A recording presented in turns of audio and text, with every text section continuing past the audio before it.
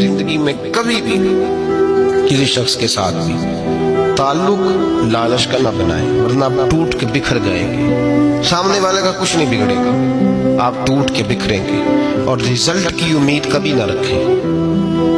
وفا ہوتی دو طرفہ ہے پر کرنی یک طرفہ چاہیے، یاد رکھ لیں۔ وفا ہوتی دو طرفہ ہے، کرنی یک طرفہ چاہیے۔ جو کہتا ہے نا سامنے والا کرے گا تو میں کروں گا، وہ بھی کچا ہے، وہ کمزور ہے، وہ ابھی پکا نہیں ہوا۔